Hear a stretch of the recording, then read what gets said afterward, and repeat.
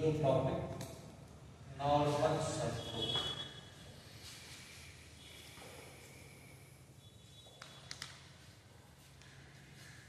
तुम लोग group theory का कितने से पढ़ रहे हो? नहीं तो कुछ शुरू का तो नहीं है, लेकिन बाद के कुछ दिनों का वीडियो है ना। अगर तुम मेरे YouTube चैनल से न जुड़े हो तो जुड़ जाना, ग्रुप में लिंक दिया हुआ होगा तो देखना। कुछ बाद का शुरू का तो नहीं, लेकिन 10-15 क्लास का है, उसमें देख लेना। अब पहले ये समझ आए। अब समझिए कि जैसे 2 मिनट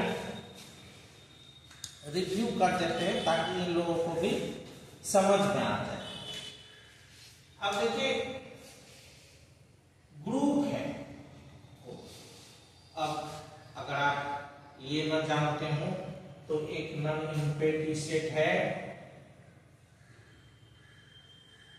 नॉन इम्पेटी सेट है और एक बाइनरी ऑपरेशन इस पर डिफाइंड रहता है। सपोज ओ, ये बाइनरी ऑपरेशन अगर इस नॉन इम्पेटी सेट पर 4 प्रॉपर्टी को सेटिस्फाई करता है तो इस एसोसिएशन को GO, ये जो एसोसिएशन है जिसको हम लोग अलजेब्रिक स्ट्रक्चर भी कहते हैं, अगर ये बाइनरी ऑपरेशन उस पर डिफाइंड हो, किसी नॉन इम्पेटी सेट पर अगर एक बाइनरी ऑपरेशन डिफाइंड हो। बाइनरी ऑपरेशन डिफाइंड का मतलब क्या होता है कि किसी भी 2 एलिमेंट के बीच में वो ऑपरेशन लगाने के बाद जो रिजल्ट बनेगा वो उसी सेट का एलिमेंट होना चाहिए। This means binary operation defined और closure law hold with respect to this binary operation, both are the same thing, और the set is closed under this binary operation. This third statement is also equivalent to previous two। पहले जो 2 बताए ये भी वही है। कोई set close हो किसी बाइनरी ऑपरेशन में, या क्लोजर लॉ होल्ड हो, या कोई बाइनरी ऑपरेशन किसी नॉन इम्पेटी सेट पर डिफाइंड हो। All the 3 statements are same. So ये आपका अलजेब्रिक स्ट्रक्चर हो गया और बाकी का 3 associativity, existence of identity element and existence of inverse of an element. अगर ये 3 प्रॉपर्टी और भी होल्ड करता है तो ये अलजेब्रिक स्ट्रक्चर ग्रुप। अब जैसे सेट में सबसेट होता है उसी तरह से सबसेट में क्या होता है? सबसेट में कोई सेट है, उसी के एलिमेंट से उसका छोटा रूप, अच्छा लग रहा है सुनने में, उसका छोटा रूप अगर हो जाए तो वो उसका सबसेट कहलाता है। नहीं, एक सेट ही हो लेकिन एक सेट ही हो लेकिन किसी बड़ा वाले का टुकड़ा हो। सब का मतलब ये होता है, जहां भी सब लगे समझ जाना है कि एक बड़ा वाला का ये बच्चा है। सब ग्रुप किसी ग्रुप का छोटा सा और वो खुद भी एक ग्रुप हो, ये है सब ग्रुप का डेफिनेशन।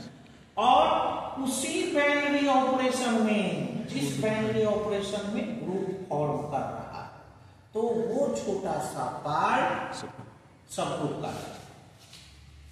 सपोज H, ये भी अगर HO भी एक ग्रुप फॉर्म करे और H जो है वो G का नॉन इम्पेटी सबसेट हो, है ना, तो ये HO जो है वो सब ग्रुप होता है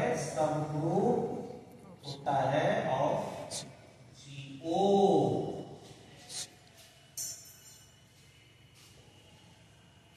ये था, इसलिए हमने इतना कहा है। अब टैक्स से आ जाएगा उसे, अगर G, हम लोग ये समझे कि जी मीन्स कोई बाइनरी ऑपरेशन होगा बट हेयर साइलेंट है ना, बार बार वो लिखेंगे, इसलिए कोई non imperative set without binary operation can not form A group. जब भी ग्रुप फॉर्म करेगा तो अलजेब्रिक स्ट्रक्चर होना ही चाहिए और उस पर एक बाइनरी ऑपरेशन डिफाइंड है। सो कोई भी ऑपरेशन है जो डिफाइंड है इस सेट पर और तो ये ग्रुप फॉर्म करता है। ये जी एनी ग्रुप है, एच ए सब ग्रुप है, सब ग्रुप ऑफ जी। ये एक्स सपोज कीजिए belongs to G, be arbitrary. आप लोगों को इधर जो बैठे हुए हैं तो यहाँ लिखने से आपको दिखाई देते दिखाई दे रही है। सो कोई भी एलिमेंट है तो एक सेट जो बनाते हैं हम लोग एच एक्स और एक दूसरा सेट बनाते हैं एक्स एच। तुम लोगों को मालूम करिए this is right position, this is left. और बहुत आसान है कि H के एलिमेंट को इस X के साथ ऑपरेट करने के बाद अगर मल्टीप्लिकेशन ऑपरेशन तो उसके सारे एलिमेंट को X के साथ मल्टीप्लाई करेंगे और वो जो एलिमेंट बनेगा वही XH का। सो जनरली लेफ्ट कोसेट और राइट कोसेट हम लोग ये भी पढ़े हैं कि कोई भी दो कोसेट्स आइदर राइट और लेफ्ट या तो कंप्लीट इक्वल होगा या डिसजॉइंट होगा, उसमें एक भी एलिमेंट कॉमन नहीं होगा। लेकिन बहरहाल यहाँ लेफ्ट और राइट की बात है, दो राइट ही या दो लेफ्ट ही की बात नहीं है। उसी एलिमेंट के जो एक्स है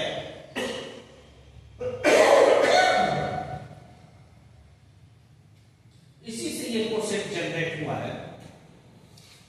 ये जनरली इक्वल नहीं होता, ये जनरली इक्वल नहीं होता। अगर ये हो जाए, अगर ये हो जाए then H is called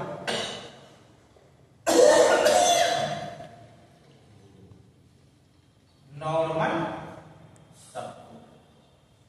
ये नॉर्मल सबग्रुप का फंडामेंटल नॉलेज है कि कोई भी सबग्रुप नॉर्मल कैसे।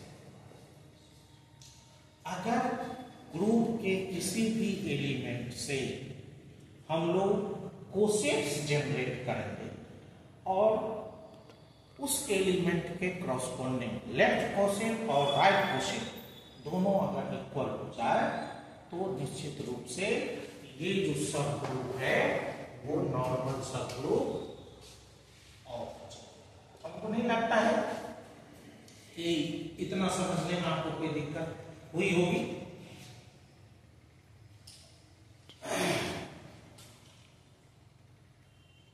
अब देखिए ये भी कहता है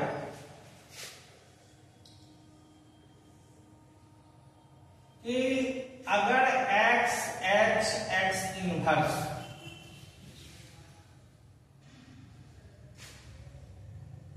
सबसेट हो जाए h का,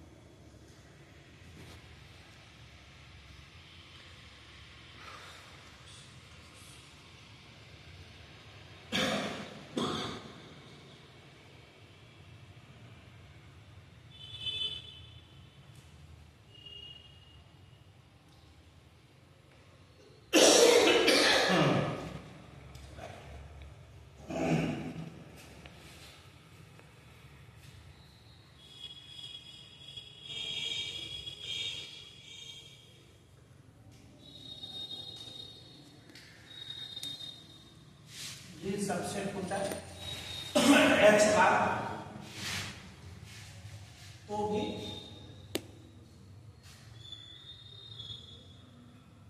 H is normal subgroup of G। निश्चित रूप से ये X जो है वो G का एलिमेंट है, उसे जब भी जनरेट होता है तो वो G के एलिमेंट से ही जनरेट होता है। अब G का जो H का एलिमेंट होगा वो G का भी एलिमेंट होता है, तो कभी कभार आप H भी देखिएगा लगा हुआ, लेकिन हम लोग ये कहेंगे कि सब ग्रुप के एलिमेंट से ही जनरेट होगा।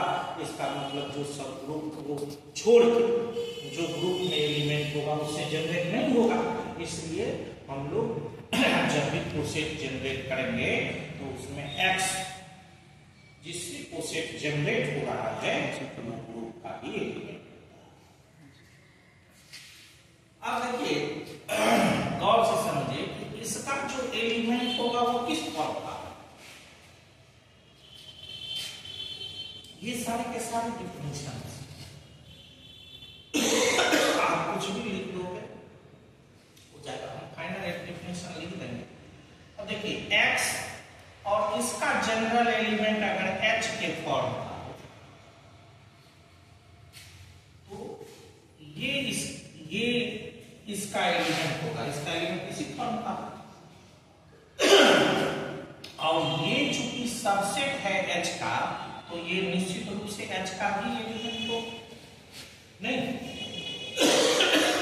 अगर इस तरह की बात हो तो इसका मतलब है H इज नॉर्मल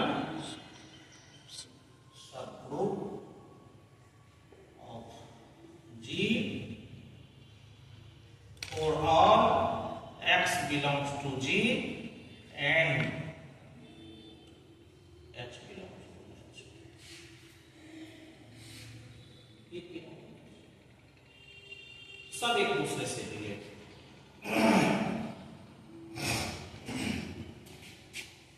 एक डेफिनेशन लिख देता हूं। If G be a group, then a subgroup H of a group G is said to be normal subgroup